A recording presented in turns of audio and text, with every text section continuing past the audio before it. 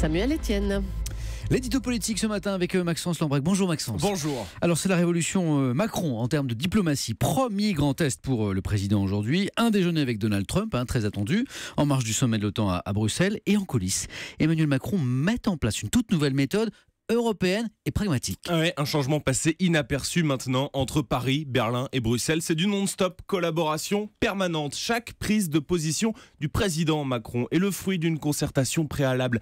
Les services diplomatiques n'ont jamais été autant sollicités. Cela tranche avec les quinquennats Sarkozy et Hollande. Cette fois, le président parle la même langue qu'Angela Merkel. Il n'y a pas de « je t'aime moi non plus ». Lorsqu'Emmanuel Macron était candidat, elle espérait sa victoire. Aujourd'hui, en fait, ce président pro-européen veut devenir le porte-parole de l'Europe sur la scène mondiale. Et on le constatera tout à l'heure face à Trump, puis face au président turc Erdogan et demain au G7 en Sicile. D'autant qu'il n'y aura que 2 anciens, Merkel et le japonais Abe, face à 5 nouveaux leaders récemment élus.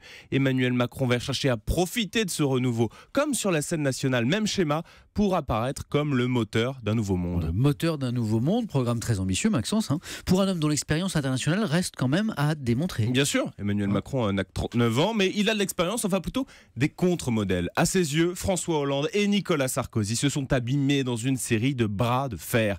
À tort ou à raison, leur lien avec l'Allemagne a été perçu comme une relation d'infériorité. Pas question pour Emmanuel Macron de tomber dans ces pièges. Et il en va de même avec la Russie. Vous le savez, Samuel, lundi, Vladimir Poutine sera l'invité de la France. Pas n'importe où. Dans le faste du château de Versailles. Dîner au Grand Trianon. Et ce n'est pas une flagornerie excessive, c'est du pragmatisme. Le chef de l'État connaît les blocages sur les dossiers syriens et ukrainiens. Mais voyant que la confrontation directe ne marche pas, Bachar el-Assad reste l'allié des Russes. Les accords de Minsk ne sont toujours pas vraiment honorés. Eh bien, il prend le contre-pied, décide de réchauffer les relations avec le tsar avant d'engager des négociations dont il espère sortir vainqueur. La révolution Macron en termes de diplomatie, c'était l'édito politique de Maxence Lambrec. Merci Maxence.